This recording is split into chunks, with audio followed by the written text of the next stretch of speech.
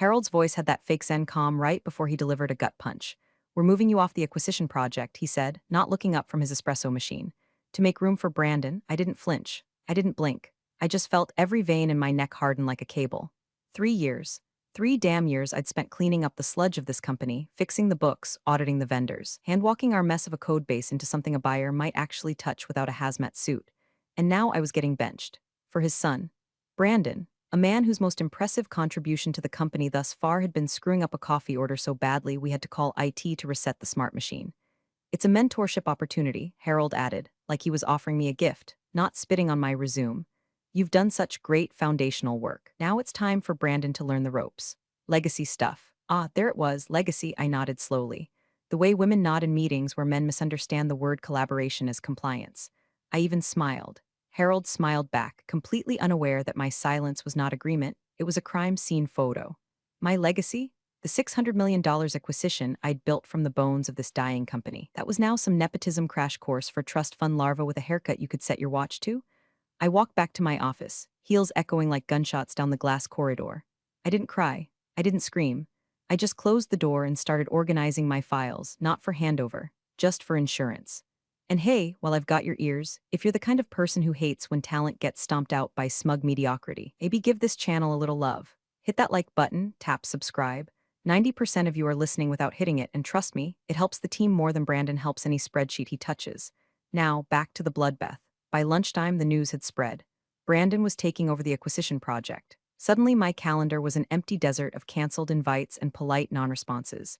People looked at me like I was already gone. But the thing is, I wasn't, not really. I did what they didn't expect. I complied.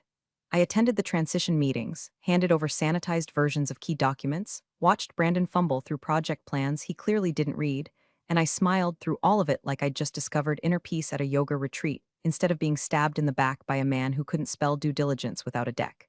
"You've really set us up well," Brandon said one afternoon, flipping through a report I personally compiled over 8 months. "All I have to do now is execute." He winked. He actually winked. Like we were co-conspirators instead of me being the sacrificial lamb on his LinkedIn glow-up. I nodded again, smiled, made a note in my journal that simply read, "Execute indeed." What Brandon didn't know, and what Harold hadn't bothered remembering, was that the buyer had required a very specific escrow protocol for the source code, one that I personally negotiated, architected, and signed off on, one that, quite literally, ran through a single hardware token, one that still sat in the zippered pouch of my laptop bag. No one had asked for it, no one even mentioned it. They were so busy high-fiving Brandon's fake leadership that they forgot who held the fuse. I spent the rest of the week playing the good soldier, updating handover docs, smiling in meetings, answering questions like a seasoned consultant instead of the person who built this machine from the ground up. I even trained Brandon's assistant on how to request updates from legal. But I didn't hand over everything. Not the access logs, not the final M in a checklist, and certainly not the token. Because while Brandon was preparing for a photo op, I was preparing for a moment. One they wouldn't see coming. One that would remind them, in front of every lawyer, auditor, billion-dollar buyer in the room, who the real legacy was. And I promise you, it wasn't Harold's son. I waited until 7:12 p.m., well after the office thinned out and the startup bros with their kombucha breath had slithered home, to unlock the archive folder no one else seemed to remember existed. It sat on a mirrored drive, nested beneath 6 innocuous layers named things like Vendor Temp Archive, Old Final V3. The kind of folder only the person who created it would ever dare open again. That person was me. Inside, the escrow protocol, PDF copies of the buyer's technical requirements, my notes from the calls, the final signed custody agreement, and the implementation schema for the offsite source code: storage, encrypted, version locked, triple redundant. The buyer's exact words had been, "We want zero risk of contamination or post-transfer tampering. Can you guarantee that?" And I had. I built the guarantee with my own 2 hands, down to the hardware key that made it possible. There, in the checklist labeled Security Flowchart V2 Executed, was the line most people would have skimmed: token authentication required for vault decryption. Custodian identity must match registry signature. No override protocol permitted without breach of legal chain. In plainer terms, if you didn't have the token and weren't listed as its registered custodian, you could stare at that vault all day and it wouldn't crack for you. Like trying to start a car without the keys and the steering wheel registered to someone else. I scrolled down to the registry form. Custodian, Melissa J. Carter, date 04/03/2023, secondary custodian. None assigned override chain authorized parties. None authorized. I stared at my name for a long moment. not out of vanity, out of calculation. There had been a moment back then when we were early in talks with the buyer, where Harold had tried to shove Brandon into the room during a Zoom call. He'd said something absurd like, "My son's going to take point on this technical stuff soon. Probably best to start looping him in." The buyer's legal lead had blinked, then just said, "We prefer to keep current technical chain of command intact for the time being." Harold dropped it. Brandon wandered off, and I never added a secondary custodian. It wasn't a trap, not then. It was just practical, cleaner, safer. But now it was the difference between that code being a $600 million asset or an inert brick of scrambled data nobody could validate. I stood, walked to the back cabinet, and slid open the top drawer where I kept my external drives, expired badges, and things I never trusted to cloud storage. The token was there, small, gray, unremarkable unless you knew exactly what it could do or what it could prevent. I turned it over in my palm, the ridged edges pressing small moons into my skin. Not even the CTO had asked about it. The CFO, God bless him, had signed every one of my forms without reading past the first paragraph. His signature was on the escrow doc. His initials were on the audit log. But his brain, it was usually somewhere between golf and whatever his fantasy football team was doing that week. And Brandon, please, if that man even knew what physical key meant, he probably assumed it was something you pressed on a keyboard. I slid the token into a velvet pouch, then into the inner pocket of my laptop bag, tucked between my charger and a half-eaten granola bar I'd been too busy to finish since April. Back at my desk, I deleted my access history for the archive folder. Set up a rule to forward any queries about the protocol to legal with a subject line that read, "Per confidentiality, please consult project custodian of record."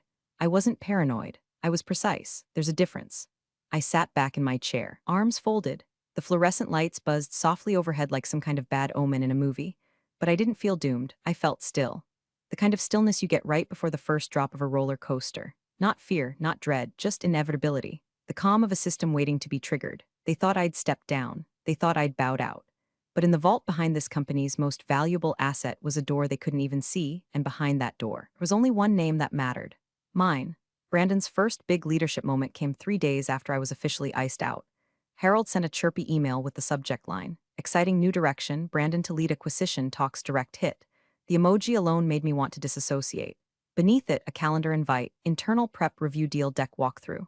I clicked maybe, and then showed up anyway. I needed to see the damage up close. The conference room was packed. Finance, legal, engineering leads, everyone who mattered. Brandon strutted in like a man who'd just discovered Microsoft Teams and thought he invented it. He wore one of those company-branded polos they hand out at trade shows. Too tight, too smug. "All right, team," he said, clapping once like a high school football coach about to ruin someone's ACL. "Let's win this thing." He fired up his deck. Something with a title like Path to Victory, Strategic Synergy and Scalable Outcomes. Slide 1 was a logo animation that looked like it had been made by someone with a Fiverr addiction and a traumatic relationship with PowerPoint transitions. Then came the data. Except it wasn't data. It was vibes, graphs without sources, revenue projections pulled from the land of wishful thinking. At one point, he literally said, "Our ARR will probably double post-acquisition because of, downstream vertical absorption." I watched legal twitch. Then he misquoted our burn rate by nearly $4 million. Claimed the buyer initiated the deal because of our breakout user metrics when in reality, we'd been quietly shopping ourselves for 18 months, and the buyer only bit after 3 rounds of bespoke integration modeling, modeled by yours truly. But Brandon's real talent wasn't lying. It was believing the lie the second it left his mouth. Like he genuinely thought he was the architect of a deal I'd built line by line, spreadsheet by spreadsheet, over the course of 2 fiscal years and a bout of seasonal depression. Then came the slide that made me grip my coffee mug so hard I nearly cracked the ceramic. Deal structure breakdown as proposed by strategic lead. The diagram was mine. The color coding, the waterfall flow, the annotated terms, all mine. I had presented that exact visual 2 months ago to the internal M and a committee. Only difference now? My name was gone, replaced with a big fat header, Lead, Brandon Carter. I took a long sip of coffee and stared at the screen like I was watching a true crime documentary starring the guy currently breathing my oxygen. He fumbled a few more slides, confused pre-money and post-money valuations, used capitalization table like it was a synonym for vibe check, and when a junior analyst from the buyer's side gently asked about audit trails for vendor liabilities, Brandon launched into a condescending rant about empowering agile solutions, which didn't even pretend to answer the question. She went quiet. I saw the look on her face. I'd worn that same look once at my first job, when a senior manager patted me on the head in front of the CIO and called me detail-oriented in an adorable way. That analyst would remember this moment, just like I remembered mine. And when it came time for the buyer to vote on personnel retention post-acquisition, I had a feeling she'd have some very sharp thoughts. The rest of the room shifted in their chairs like people who just realized they'd locked themselves inside a clown car. Brandon, oblivious, closed the deck with a flourish and said, "This is what leadership looks like." Then he smiled at me, like we were in this together. I smiled back, like I didn't already know the ending of this particular horror movie. The applause was generous, forced, the kind people give when they're trying not to offend the boss's kid. A few polite questions followed, none of them about the deal structure. No one dared poke holes, not yet. I walked past him on the way out and he said, "Great having you in there. Hope you learned a thing or two." I said nothing, because if I opened my mouth I might not stop. Instead, I walked to the kitchen, poured another cup of coffee, and added a post-it note to the one I'd started keeping under my keyboard. A simple list titled, "Moments That Matter Later." Under item #12, clause 9.4 missing from revised doc, I wrote #13. Brandon takes credit for my deal deck. Buyer analysts visibly uncomfortable. No one corrects him. And then I underlined it, twice. I wasn't mad. Mad was too small a word. This was something else, something colder. The kind of quiet fury that doesn't yell or shake, it waits. And then it burns. It started as a whisper, a line buried in an email thread with 20 names CC'd. "Can you confirm the current status of the escrow validation process?" We didn't see confirmation logs attached to Brandon's packet. I read it 3 times, then closed my laptop and stared at the wall for a full minute. They'd noticed. The buyer's team, quietly competent, infuriatingly thorough, had moved past Brandon's glittery fluff and started poking at the bones.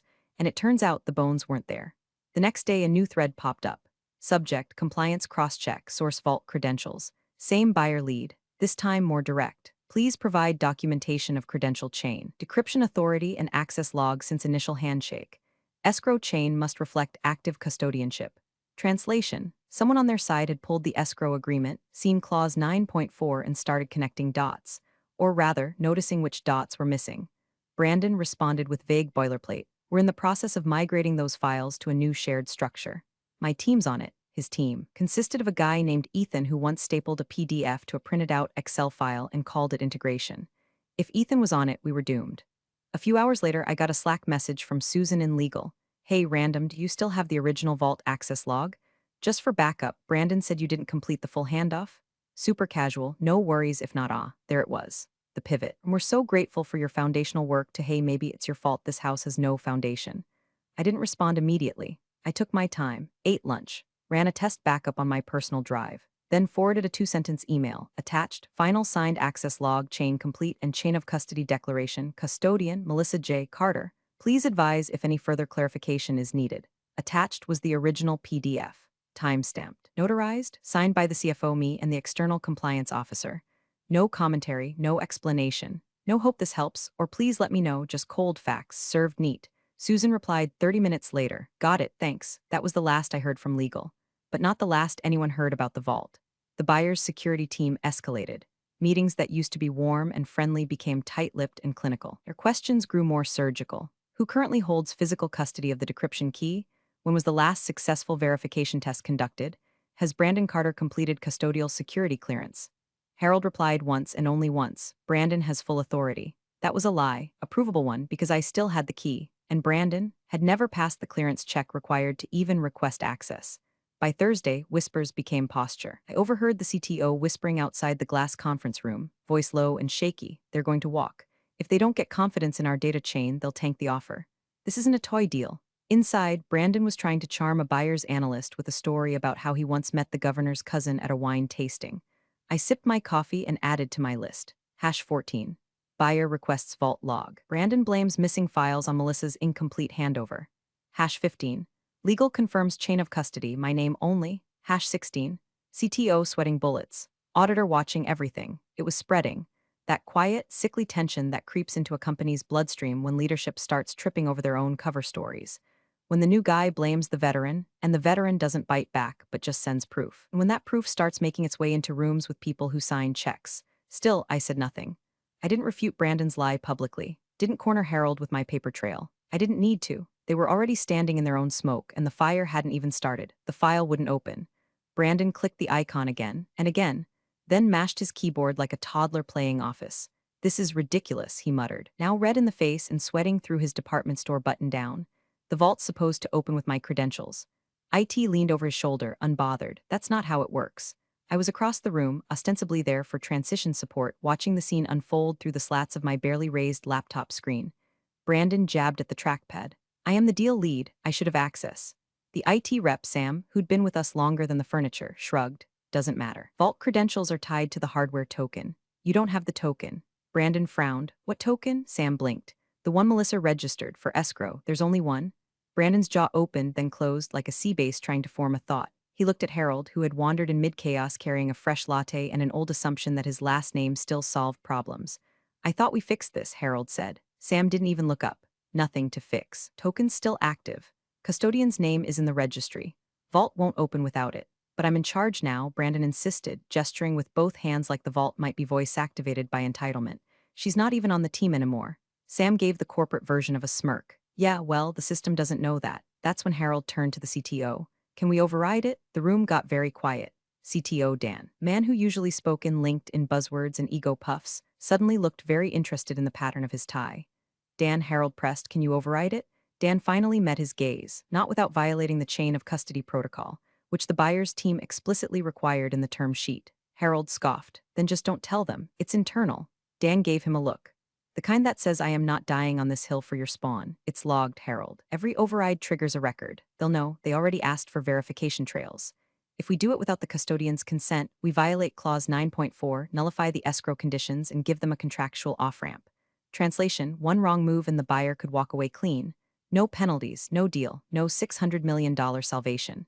Brandon looked like he was about to cry. So what? What do we do? Everyone looked at me. But I kept my eyes on my screen, scrolling casually through an old quarterly report. I sipped my coffee, lukewarm now but still delicious when paired with the slow unraveling of hubris. Harold cleared his throat. Melissa, we need access. I didn't flinch, didn't smile. Just glanced up like I was mildly surprised to hear my name in a room where I no longer existed. Oh, I said. He forced a chuckle. There's been some kind of mix-up with the system. Just a technical hiccup.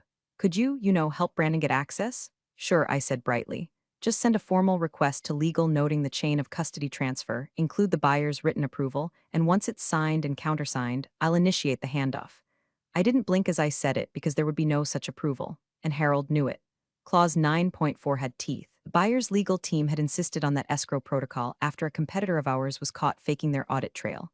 Now they wanted one name, one token, one point of failure. It was risk management wrapped in steel cable. Harold went quiet. The CFO, who'd been fiddling with his watch the whole time, finally spoke. We're running out of road here. If they ask for another chain validation and we can't produce it, we will produce it, Harold snapped. Just need a little time. But time was the one thing they no longer had.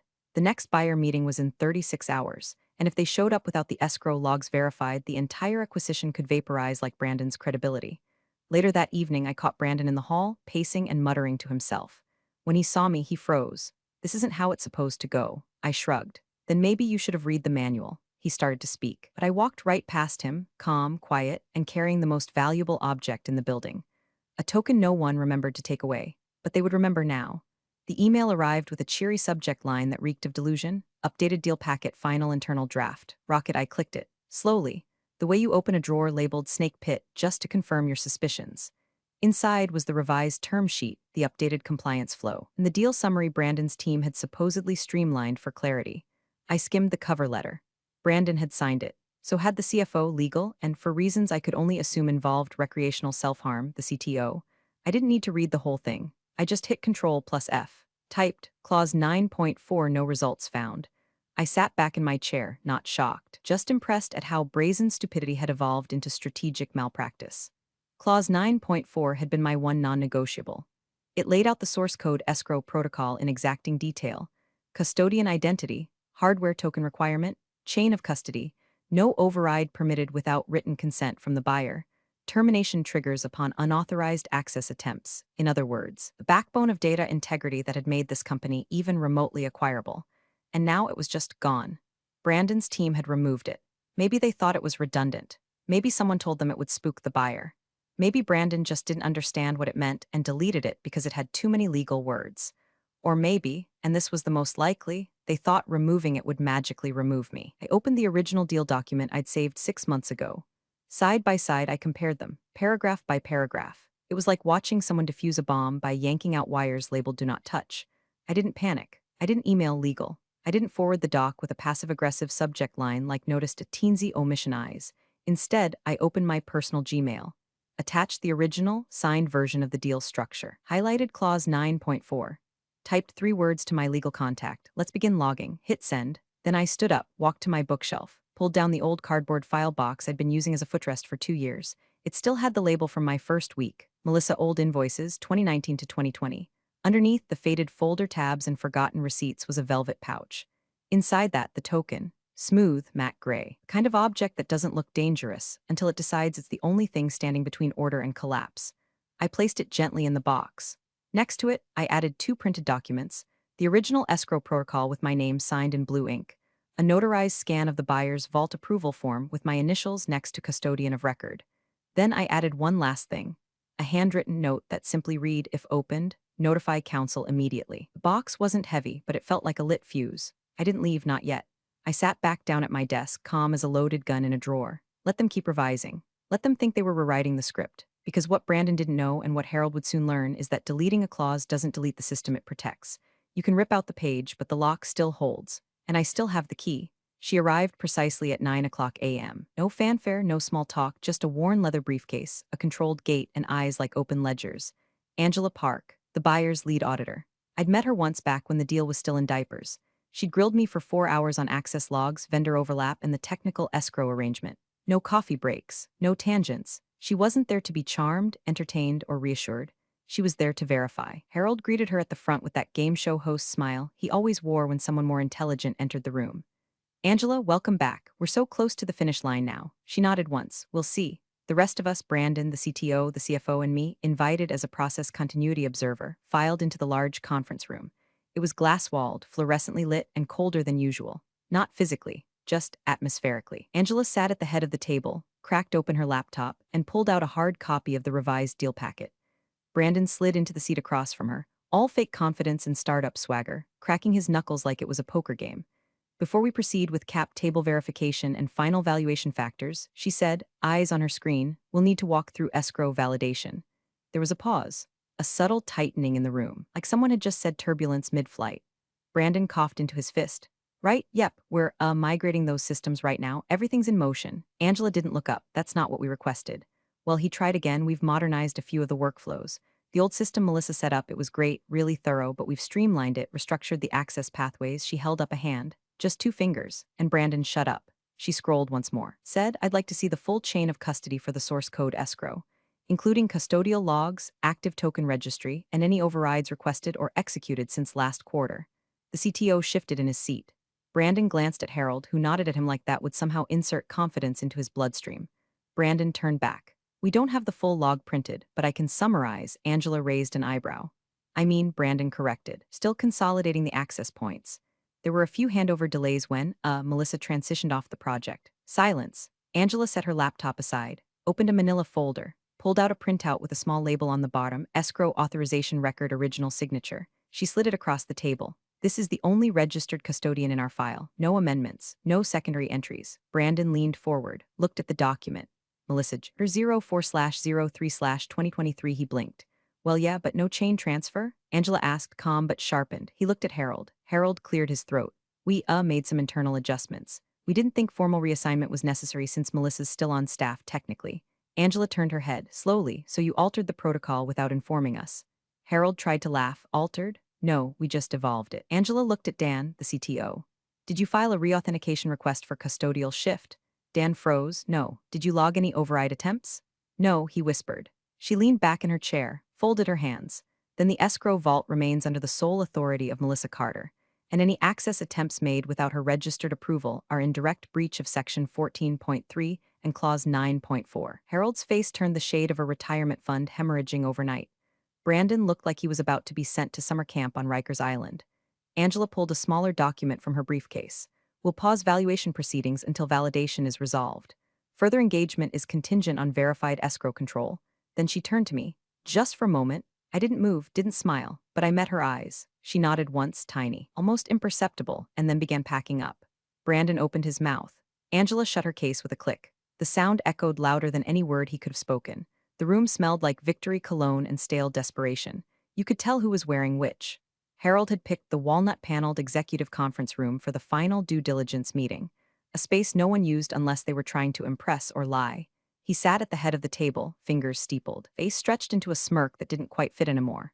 Brandon, positioned right beside him like a discount consigliere, was practically vibrating with self-satisfaction. He'd worn his best blazer, the one he called boardroom blue, and had rehearsed his intro 3 times in the hallway. I know because I heard him. They invited me as a courtesy, the kind of word that tastes like poison if you say it too often. I accepted. Not because I wanted to be polite, because some curtains you want to be front row for when they fall. The buyer's team entered quietly. No pleasantries, no jokes, just clipped nods and notepads. Angela, their auditor, took the same seat she'd used during her first visit. Same posture, same stillness. Only difference was the air pressure, thick now, like the oxygen had been filtered through tension. Harold opened with a monologue. Naturally, we're thrilled to be at this stage. The integration has been seamless. Brandon here has really stepped up to lead with clarity and precision. Frankly, I've never been more confident in our future. Brandon chimed in. It's been an honor to continue the strong foundation Melissa built. He glanced at me. She really paved the way. I said nothing, just nodded like someone who's finished reading the will. CFO cleared his throat and leaned toward Brandon. All systems go, he whispered, barely audible. We're ready. Brandon sat straighter, looked around the room like he was accepting an invisible trophy.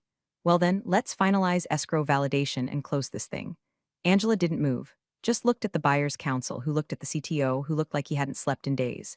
Let's begin with protocol confirmation, the buyer's counsel said. Chain of custody, escrow token, vault logs.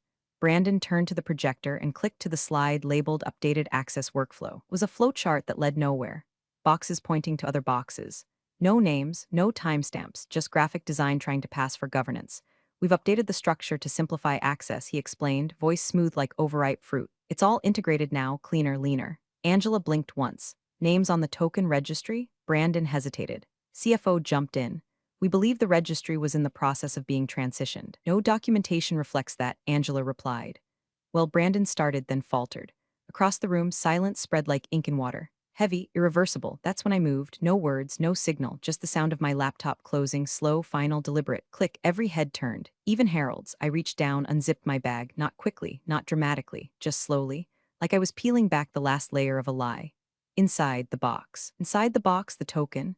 I didn't take it out, not yet. I just let them hear the sound of velvet fabric shifting against plastic. Quiet, heavy with implication. Angela looked at the bag, then at me. Brandon's mouth parted. CFO leaned back like he'd just seen the last card on the river. Harold narrowed his eyes. What are you doing? He asked, voice clipped. I looked up, calm as still water. Just here as a courtesy, remember? Angela's lips pressed together. Her pen tapped once against the edge of her notebook. The buyer's counsel began to sit forward. I let my fingers rest on the pouch inside the box. Nothing flashy, just gravity and the weight of the truth about to be pulled into daylight. And still I said nothing. Because when the bomb is already ticking, you don't need to shout. You just wait for the silence to break. I reached into the box. No hesitation, no pause for drama, just precision. Kind you earn through years of being overlooked and underestimated. My fingers closed around the token. Small, cold, waited like it knew what it was about to do. And then without a word, I lifted it. Up and into the light, palm open, wrist steady. Gray plastic, one blinking LED, the heartbeat of a $600 million secret. The room stopped breathing. Angela froze mid-pen stroke. Her eyes locked onto the object like it was a detonator. In a way, it was. Harold leaned forward slowly, voice low and confused. Melissa, what the hell is that? But Angela already knew. Her voice cut through him. Is that? CFO turned to look, blinked once, twice. His jaw worked silently like a man trying to swallow a confession. Angela finished her own sentence, barely above a whisper. That's not the escrow key, is it? I met her gaze. Calm, centered. Clause 9.4 still applies, I said. The source code vault is protected under the original custodial chain. That key, I nodded toward the screen Brandon had just clicked away from, is irrelevant. Silence, and then the faint hum of panic charging the air. Brandon stood. No, wait, this isn't. She's not even on the team anymore. I was told the registry was never updated, I said, still not raising my voice. No formal transfer, no buyer consent, no override filed. So unless this room wants to breach federal compliance and open itself up to litigation, I suggest we all remember what signatures actually mean. Angela looked to the buyer's legal rep. He'd gone still, posture military, hands folded in front of him. Harold erupted. This is sabotage. I turned to him. No, this is governance. Brandon's voice cracked. She's doing this to tank the deal. Angela replied, eyes still on me. No, she's doing exactly what we asked. Custodial control, verified protocol, legal chain intact. Harold stood, finger pointing at the box like it might explode. You don't have authority anymore. I shrugged. You don't get to decide that. Your buyer does. And as far as they're concerned, I nodded to Angela. The only name that matters is still mine. The CFO buried his face in his hands. Oh God, he muttered. We're in breach. Angela turned to the buyer's rep, who was now staring at the token like it held the last honest contract left on Earth. "Let's step out," he said quietly. He didn't look at Harold, didn't look at Brandon. He looked at me. Angela stood. Her chair barely scraped the floor. The rest of her team followed. Brandon stammered something, didn't matter what. Harold was red-faced and sputtering about unprofessionalism and insubordination. The CTO stared into the middle distance like he was watching his retirement float out the window. I packed the token back into the box, sealed it with 2 fingers, closed my laptop. Smooth, silent. Angela paused at the door and turned to me. "Will you be available for a separate meeting?" I nodded. "Anytime." They left. The glass door swung shut behind them like the last gavel in a trial that never needed a judge. And then I was alone in a room full of men who had just realized what it feels like to bet the house and forget who holds the deed. Big thanks for watching, you sneaky seniors. Subscribe to keep the coffee pot brewing revenge. Your ex-colleagues won't know what hit him.